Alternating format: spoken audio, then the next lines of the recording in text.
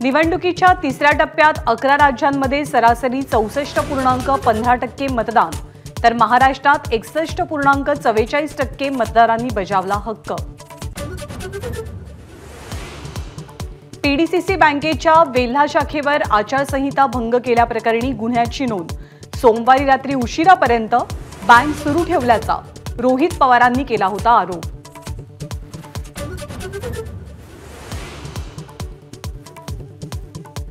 महाराष्ट्रात आज भाजप नेत्यांच्या प्रचाराचा धुरळा।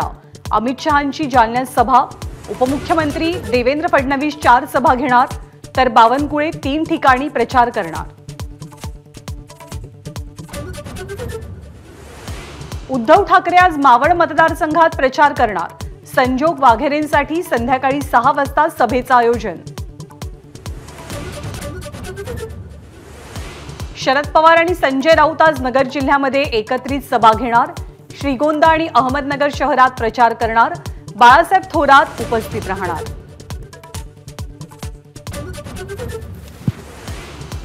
मराठीचा दुस्वास करणाऱ्यांना मतं देऊ नका, नोकरीच्या व्हायरल जाहिरातीवरनं अभिनेत्री रेणुका शहाणे यांची संतप्त प्रतिक्रिया। जळगाव शहराजवळ कार आणि दुचाकीचा भीषण अपघात, एकाच कुटुंबातल्या 4घांचा मृत्यू, 3 शाळकरी मुलांचा समावेश। हिंगोली जिल्ह्यातल्या सिद्धेश्वर धरणात केवळ मृत पाणीसाठा शिल्लक। 60,000 हेक्टर शेती अवलंबून असल्यानं शेतकऱ्यांची चिंता वाढली।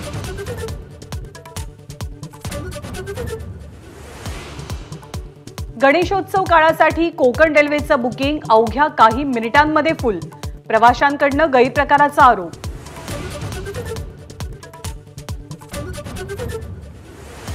अक्षय तृतीयेआधी सोन्याच्या दरात वाढ, सोनं 450 रुपये तर चांदी 2000 रुपयांनी महागली।